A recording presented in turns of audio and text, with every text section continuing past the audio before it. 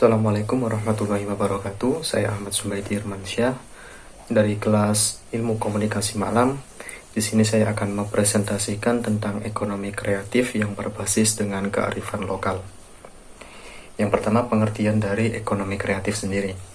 Ekonomi kreatif bisa dikatakan menciptakan nilai tambah yang berbasis ide yang lahir dari kreativitas sumber daya manusia atau dari orang-orang kreatif. Contohnya seperti kita menciptakan produk baru atau berinovasi terhadap produk yang sudah ada, tapi kita tambahin sesuatu yang baru, itu juga bisa disebut dengan kreativitas. Yang kedua adalah kearifan lokal. Kearifan lokal sendiri terdiri dari dua kata, yaitu kearifan dan lokal, yang secara umum dapat dipahami sebagai gagasan-gagasan setempat atau ide-ide masyarakat setempat yang bersifat bijaksana, penuh kearifan, bernilai baik yang tertanam dan diikuti oleh anggota masyarakat. Contohnya seperti di daerah Sanan. Di daerah Sanan terkenal dengan keripik tempenya, di situ semua warganya berjualan tempe. Semuanya berjualan tempe, rata-rata berjualan tempe. Itu bisa disebut dengan kearifan lokal. Jadi apa saja yang jadi kebiasaan masyarakat di situ bisa disebut dengan kearifan lokal. Terus apa sih hubungannya antara ekonomi kreatif dengan kearifan lokal? Kebetulan di Indonesia ini budayanya sangat banyak, antara daerah satu dengan daerah lainnya pasti memiliki kearifan lokal yang berbeda-beda. Nah, di situ kesempatan untuk para pengusaha kreatif, para ekonomi kreatif bisa memanfaatkannya dengan baik apabila antara budaya dan ekonomi ini bisa disambungkan, bisa dihubungkan. Dengan digabungkannya antara ekonomi kreatif dan kearifan lokal, maka secara tidak langsung di daerah tersebut penghasilannya akan meningkat. Di sisi lain dari penghasilannya meningkat, pasti budaya atau kearifan lokalnya bisa tetap terjaga dan bisa juga dikenal lebih luas oleh masyarakat sekitar.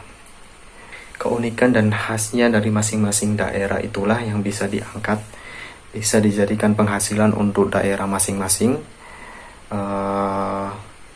Kemudian ditambah dengan unsur kreativitas, jadi kita bisa menggabungkan antara budaya dengan kreativitas masyarakat agar di daerah tersebut ekonominya masyarakat bisa terangkat dengan baik, lebih baik lagi.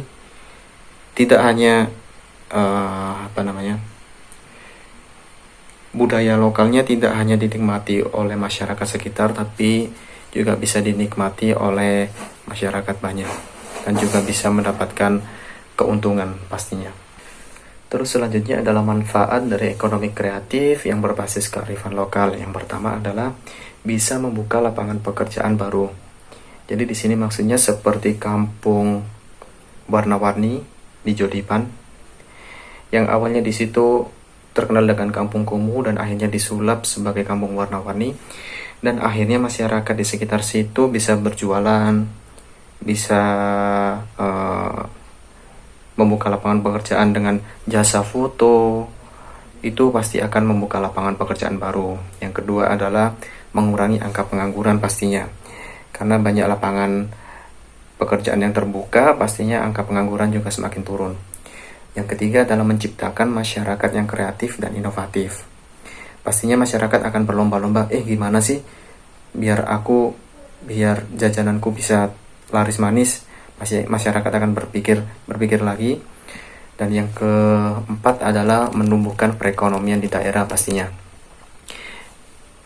Yang dari awalnya masyarakat di situ tidak bekerja dan akhirnya mendapatkan lapangan pekerjaan baru, di situ pasti perekonomian uang mereka akan berputar dan perekonomian masyarakat pasti akan lebih baik lagi. Yang kelima adalah dapat mengenalkan kearifan lokal atau budaya kepada orang lain. Di sini jadi maksudnya budaya masyarakat setempat tidak hanya bisa dinikmati oleh masyarakat setempat sendiri, namun juga bisa dinikmati oleh masyarakat luas. Seperti contohnya ada di Lombok, di desa Sasak Endi. Di situ kebetulan desanya unik dan kearifan budayanya sangat kental.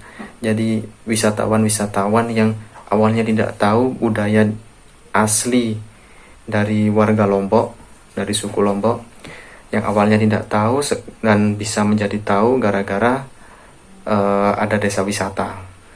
Itu contohnya.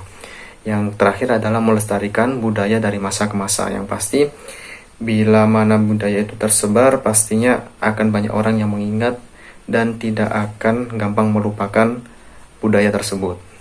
Dan yang terakhir adalah strategi untuk mengembangkan ekonomi kreatif ini yang berbasis dengan kearifan lokal.